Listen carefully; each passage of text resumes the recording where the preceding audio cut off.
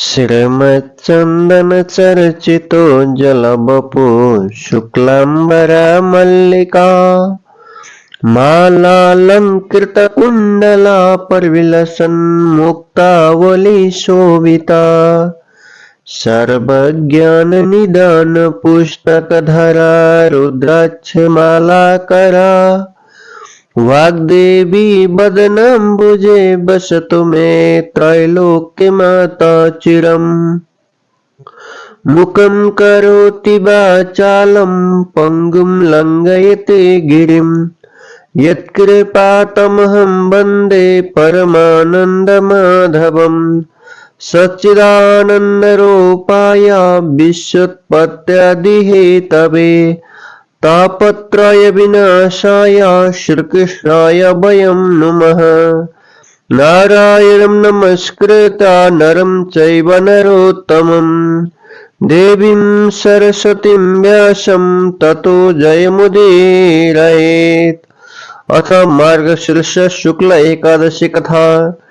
युधिष्ठिर उवाच वन्दे विष्णुं प्रभुं साक्षात् लोकत्रय सुखप्रदं विश्वेशं विश्वकर्तारं पुराणपुरुषोत्तमं पृच्छामि देवदेवेश संशयोऽस्ति महान् मम लोकानां तु हितार्थाय पापानां च क्षयाय च।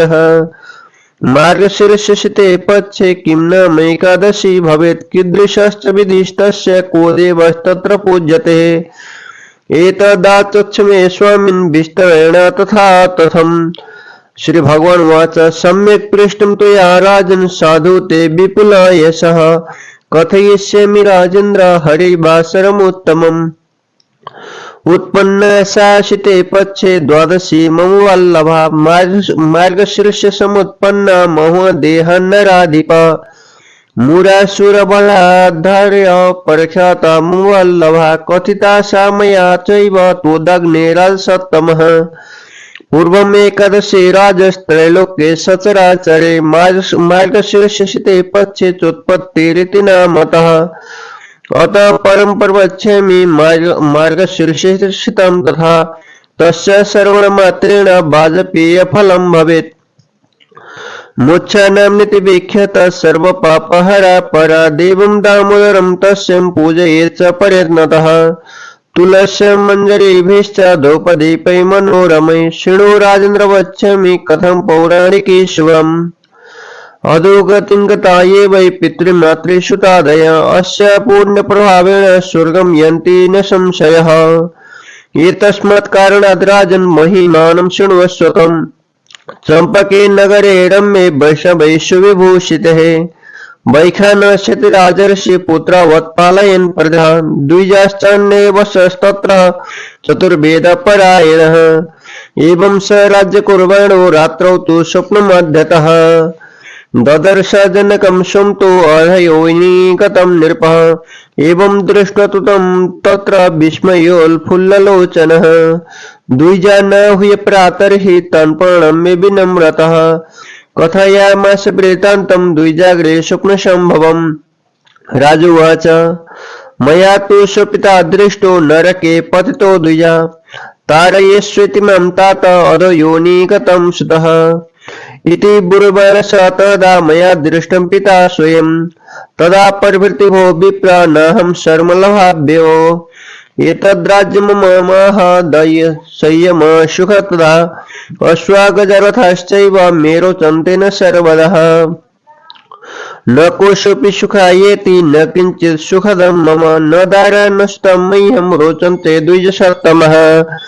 किं करोमि को गच्छामि शरीरं मे सुदह्यते दानं व्रतं तपो योगो येनैव मम पूर्वजः मोक्षमायन्ति विप्रेन्दास्तदेव कथयन्तु मे किं तेन जेतां लोकेषु पुत्रेण बलीयसः। पिता तु यस्य नरके तस्य जन्म निरर्थकं ब्रह्मणावचुः पर्वतस्य मुनेरत्र आश्रमो निकटे नृप गम्यतां राजशार्दूलं भूतं भव्यं विजानतः तेषां श्रुत ततो वाक्यं वैखानो राजसत्तमः जगाम तत्र यत्रासौ आश्रमे पर्वतो मुनिः ब्राह्मणैर्वेष्टितः शान्तैः प्रजाभिश्च समन्ततः आश्रमो विपुलस्तस्य मुनिभिः सन्निसेवितः ऋग्वेदे भिर्यजुश्चैव साम अथर्वणको विदहि वेष्टितो मुनिभिस्तत्र द्वितीयैव पद्मजः दृष्ट्वा तं मुनिशार्दूलं राजा वैखानसस्ततः जगाम जाम्बोनिमुग्नां दण्डवत्पर्णनाम च पर्पर्च कुशलं तस्य सप्तस्वैकशुनशौ मुनिः राजे निष्कण्टकत्वं च राजसौख्यसमन्वितं राजोवाच तव प्रसादात् भुविप्रं कुशलं मेऽङ्गसप्तकेः विवेशोऽनुकूलेषु कश्चित् विघ्न उपस्थितः एतन्मे संशये ब्रह्मन् प्रष्टुत्वं च समागतः एवं श्रुतनिर्पवच पर्वतो मुनिषत्तमः ध्यानास्तामित नेत्रोऽसौ भूतं भव्यं व्यचिन्तयेत् मुहूर्तमेकं ध्यात्वं च परतुवाचः नृपोत्तमं मुनिर्वाचः जानेऽहं तव राजेन्द्र पितुं पापं विकर्मणः पूर्वजन्मनि ते पित्रा सपत्नी कृतद्वेषतः कामासक्तेन चैकत्रं ऋतुभङ्गं कृतं स्त्रिया त्राहि देहिति जल्पन्त ऋतुदानं नराधिप तेनं वै तव पित्रा तु न दत्तो ऋतुराग्रहात् कर्मणातिन सततं नरके पतितो हेम राजोवाच केनं वै वर्तदानेन मोक्षस्तस्य भवेन् मुने निरयात् पापसंयुक्ता तन्ममा चक्ष प्रेक्षत मुनिर्वाच मार्गशीर्षे पक्षे मोक्ष नाम्नि हरे स्थिति सर्वैस्तु तद्व्रतं कृत्वा पितृपुण्यं प्रदीयतम् तस्य पुण्यप्रभावेण मोक्षस्तस्य भविष्यति मुनिर्वाक्यं ततः श्रुत्वा नृपशो गृहमागतः आग्रहायण किं कृच्छात् प्राप्तो भरतसत्तमः अन्तं पुरचरैः स वै पुत्रदारैस्तथा नृपः व्रतं कृत्वा विधानेन पुण्यं दत्त्वा नृपायेतत् तस्मिन् दत्ते तदा पुण्ये पुष्पवृष्टिरभूद्दिवः वैखानस्य पिता तेन गतः स्वर्गस्तुतो गणैः राजानम् अन्तरिक्षश्च शुद्धं गिरभवासतः स्वस्तिस्तु ते पुत्रं सदेत्युक्ता स तिर्दिवं गतः एवं ये कुरुते राजन् मोक्षेदैकादशीमिमां तस्य पापं क्षयं याति मृतमोक्षे मोवाप्नुयात् न परतरं काचिन् मोक्षदा विमला शुभा पुण्यसंख्यं तु राजेन्द्र न जानेऽहं तु यै कृतः चिन्तामणि समाह्वैषा स्वर्गमोक्षे प्रदायिनी यह लोके सुखं मानं प्रतिष्ठा जय वर्धिनी। जय जय श्री भविष्य उत्तर पुराणे श्री कृष्णार्जुन संवादे मार्गशीर्ष शुक्ल एकादश्यं मोक्षदा नाम्नं महात्म्यं सम्पूर्णम्। उपनयत मंगलम व सकल जगन मंगलालय श्रीमन् भिन्नकर किरण निबोधित नवनलिनिदल निवेक्षण कृष्ण तत्रैव गंगा यमुना च तत्र गोदावरी सिंधु सरस्वती च तीर्थानि सर्वाणि वसन्ति तत्र यत्राच्युतोद्धार कथा प्रसंगा काले वर्षतु पर्जन्य पृथिवी सस्यशालिनी देशोऽयं स्वरहितो ब्रह्मणा सन्तु निर्भया अपुत्रा पुत्रिण सन्तु पुत्रिण सन्तु पौत्रिण निर्धना सन्तु जीवन्तु शरदं शतम् यं वर्मा वरुणेन्द्र रुद्रमरुतास्तुन्वन्ति दिव्यैस्तवैर्वेदैः सङ्गपदकर्मोपनिषदैर्गायन्ति यं सामगाः ध्यानावस्थिततद्गतेन मनसा पश्यन्ति यं योगिनो यस्यन्तं न विदुषुरासुरगणा देवाय तस्मै नमः। ओम श्री कृष्णार्पणमस्तु। युधिष्ठिर जिले भन्नुहुन्छ तिनी लोकलाई सुख दिने हे विश्वका स्वामी विश्वका कर्ता अनादि पुरुषोत्तम साक्षात प्रभु विष्णुलाई म नमस्कार गर्दछु। हे देव दिवेश भगवान मलाई एउटा ठूलो संशय छ। लोकको कल्याणको लागि र पापको नाशका लागि तपाईलाई सोधिरहेको छु। मंसिरको शुक्ल पक्षमा कुन नामको एकादशी पर्दछ, त्यसको व्रत बस्ने विधान कस्तो छ, त्यसमा कुन देवताको पूजा गरिन्छ। हे मालिक यस विषयमा मलाई विस्तार पूर्वक जस्ताको तस्तै गरी यो कुरा बताइदिनुहोस् भनेर युधिष्ठिरजीले भनिसकेपछि श्री भगवानले भन्नुहुन्छ, हे राजन तिमीले असल कुरा सोध्यौ, यसै उसले तिम्रो यस संसारमा भलीभाँति विख्यात छ। हे राजन एकादशीको बारेमा तिमीलाई म भलीभाँति बताउँदछु। मक्सिरको शुक्ल पक्षमा पर्ने तो उत्पन्न नामको एकादशी यदि द्वादश बीत छ भने तो अति उत्तम हुनाले भगवान विष्णु अथवा मेरो लागि अति प्रिय छ। हे राजन, मक्सिरको कृष्ण पक्षमा मूर्नाम गरेको असुरलाई मार्नका लागि भगवान विष्णुको शरीरबाट उत्पन्न भएकी र एकादशीकै नामले प्रख्यात भएकी एकादशी अत्यन्तै प्यारो छ। हे राजन, राजाहरूमा अति सज्जन युधिष्ठिर चर अचर सहित यो तीनै लोकमा मार्ग कृष्ण पक्षको त्यो एकादशीको बारेमा मैले पहिले नै बताइसकेको छु। मक्सिरको कृष्ण पक्षमा यसको उत्पत्ति भएकाले यो उत्पन्न नामले प्रसिद्ध छ। अब उपरान्त तिमीलाई म त्यसै गरी मक्सिरको शुक्ल पक्षमा पर्ने एकादशीको बारेमा बताउने छु। सबै प्रकारका पाप सखा पार्ने श्रेष्ठ यो एकादशी मोक्षा भन्ने नामले विख्यात छ। त्यसको नाम महिमा सुन्नाले मात्रै पनि वाजपेय यज्ञ गरेको फल प्राप्त हुन्छ। त्यसमा दामोदर देवतालाई राम्रा तुलसीका पत्र मञ्जरीहरूले र धूप दीपले श्रद्धा भक्तिपूर्वक पूजा गर्नुपर्दछ। हे राजन, यसबारेमा कल्याणकारी एउटा पौराणिक कथा म बताउँछु, तिमीले सुन। जो पिता माता सुतादि सन्तान अधोगति नरकमा गएका छन्, छोराले गरेका यस व्रतका प्रभावले स्वर्गमा जान्छन्, यसमा कुनै पनि संशय छैन। हे राजन, यसै कारणले यसको यो महिमा सुन। वैष्णव विष्णुका भक्तहरूले भरिएको एउटा अत्यन्त राम्रो चम्पक नामको नगरमा प्रजाहरूलाई छोरा झैं पालन गर्ने वैखानस नामका राजर्षि रहन्थे। त्यहाँ चारै वेदमा पारङ्गत अरू ब्राह्मणहरू पनि रहन्थे। यस्ता प्रकारले शासन गर्दै रहने ती राजाले राति सपनामा हे नृप आफ्नो बाबुलाई नरकमा गएको देखे। त्यस नरकमा यस्तो प्रकारले रहेका ती बाबुलाई देखेर आश्चर्यले चकित भएका ती राजाले बिहानै ब्राह्मणहरूलाई बोलाएर तिनलाई ढोगेर नम्रतापूर्वक ती ब्राह्मणहरूका सामने आफूले सपनामा देखेको सारा वृत्तान्त बताए। राजाले भने, हे ब्राह्मण हो, मैले सपनामा आफ्ना बाबुलाई नरकमा गिरेको देखेँ। हे छोरा, हे बाबु, नरकमा परेको मलाई उद्धार गर अर्थात् उतार।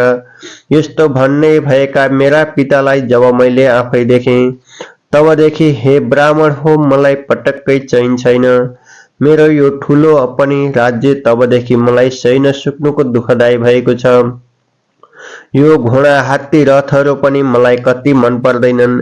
हे ब्राह्मण श्रेष्ठ हो, धन खजाना पनि मेरो लागि कति पनि सुख चैन दिनेवाला छैनन्। न त स्त्री न त छोराहरू नै मलाई मन पर्छन्। म के गरौँ, कहाँ जाउँ, मेरो शरीर पीडले चलिरहेको छ। हे श्रेष्ठ ब्राह्मण हो, दान व्रत तप योग जसले मेरा पुर्खाहरू मुक्तिमा प्राप्त हुन्छन् त्यही कुरो मलाई बताउनुहोस्, म तो गर्नेछु। किनकि त्यस्तो बलियो सुपुत्रले यस लोकमा बाँचेर के काम छ, जसको पिता नरकमा गएको छ। त्यस्ता पुत्रको जन्म बेकार छ। ब्राह्मणहरूले भने, हे राजन, त्यहाँबाट नजिकै नै पर्वत नाम गरेका मुनिको आश्रम छ। हे राजन, भूत भविष्य जान्नेवाला तिनै भएका ठाउँमा जाउँ। तब ती ब्राह्मणहरूको त्यस्तो कुरा सुनेर राजाहरूमा श्रेष्ठ वैखानस त्यस आश्रममा गए, जहाँ शान्तचित्तमा ब्राह्मणहरूले प्रजाहरूले पनि वरिपरिबाट घेरिएर ती पर्वत मुनि रहेका थिए। ऋग्वेदीहरूले, यजुर्वेदीहरूले, सामवेदीहरूले र अथर्ववेदका विद्वान मुनिहरूले निवास गरिएको ती पर्वत मुनिको त्यो आश्रम ठुलो र फराकिलो थियो। मुनिहरूले वरिपरिबाट घेरिएका ती मुनि त्यहाँ सानो मानव दोस्रो ब्रह्माजी जस्तै थिए। तब राजा वैखानसले मुनिहरूमा श्रेष्ठ ती पर्वत मुनिलाई देखेर टाउकोले पृथ्वीमा टेकी लम्पसार परे दण्डवत प्रणाम गरे। जब ती मुनिले उनको राज्यको सातै अङ्गको बारेमा कुशल प्रश्न सोधे, राज्य सुखमा निकानन्दका साथै राज्यमा निष्कण्टकत्व अर्थात् विघ्नबाधाका बारेमा पनि सोधे। तब राजाले भने, हे ब्राह्मण श्रेष्ठ, तपाईका कृपाले मेरा सातै राज्याङ्गमा कुशल छ। समस्त ऐश्वर्यहरूमा अनुकूल भए पनि ब्राह्मण देवता एकाएक कुनै विघ्न आइपर्यो, हे ब्राह्मण, मेरो यही संशयको बारेमा तपाईसँग सोध्न म यहाँ हजुरको दर्शनमा आएको हुँ।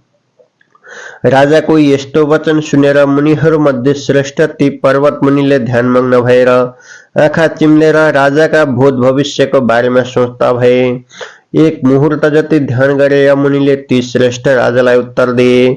मुनिले भने, हे राजन, मैले तिम्रा पिताको दुष्कर्मले पैदा भएको पाप जाने पूर्व जन्ममा तिम्रा बाबुले सौताले गरेको डाहामा लागेर कामले पीडेर भेट्न आएकी आफ्नै धर्मपत्नीको मैथुनको इच्छालाई फड्कारिदिए।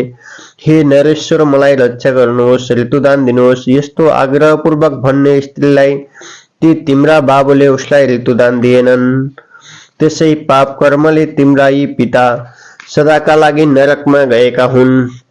राजाले भने, हे मुनि श्रेष्ठ, त्यस्तो कुन व्रत वा दान छ जसले उनको नरकबाट मोक्ष हुन्छ? पापमा मुछिएको त्यस नरकबाट जे गर्दा मुक्ति मिल्छ त्यो उपदेश सोध्ने भएको मलाई बताइ बक्सियोस्। तब मुनिले भने, हे राजन, मक्सिर महिनाको शुक्ल पक्षमा मोक्षा नामको हरिको तिथि एकादशी हुन्छ। राजा र राजपरिवार सबैले नै त्यो मोक्षा एकादशीको व्रत गरे त्यो पुण्य सबै व्रतले तिम्रा पितालाई दिउन्, त त्यस पुण्यका प्रभावले तिम्रा पिताको मोक्ष अर्थात् नरकबाट मुक्ति छुटकारा अवश्य हुनेछ। तब ती मुनिको त्यस्तो कुरा सुनेपछि राजा आफ्नो दरबारमा आए। हे भरत सत्म भरत वंशमा श्रेष्ठ युधिष्ठिर, धेरै दिनको पर्खाइपछि मक्सिरका शुक्ल पक्षको तो मोक्ष एकादशी आयो र अन्तपुर निवासमा रहने सबैले, स्त्री पुत्रादि सारा परिजनले तथा राजा स्वयंले पनि विधिपूर्वक मोक्ष एकादशीको व्रत गरे र तो पुण्य पितृ राजालाई दिए। तब तो पुण्य पितृ पितालाई दिएपछि आकाशबाट पुष्पवृष्टि भयो। वैखानसका नरकवासी पिता त्यस पुण्यले स्वर्ग गए अनि उहाँ देवगणद्वारा स्तुति गरिए। आकाशबाट राजालाई उनका पिताले शुद्ध वाणीमा भने, हे पुत्र, तिम्रो समय कल्याण होस्। यति भनेर ती स्वर्ग गए। हे राजन, जो पुरुष यस्ता प्रकारले यो मोक्षता एकादशीको व्रत लिन्छ त्यसको सारा पाप नाश हुन्छ, मरेपछि पनि सरासर मोक्ष पाउँछ। यो भन्दा अर्को मरेपछि मोक्ष दिने र मरेकालाई पनि नरकबाट निकालेर स्वर्ग पुर्याउने कल्याणकारी अति पवित्र अर्को कुनै एकादशी छैन। हे राजेन्द्र, जसले यो एकादशीको व्रत गरे तिनको पुण्यको संख्या त म पनि जान्न सक्दिन। स्वर्ग पुर्याउने र मोक्ष दिलाउने यो मोक्षदा नामको एकादशी चिन्तामणिको समान छ। इति श्री एकादशी महात्म्यं सम्पूर्णम्। ओम श्री कृष्णार्पणमस्तु। हरे नमः।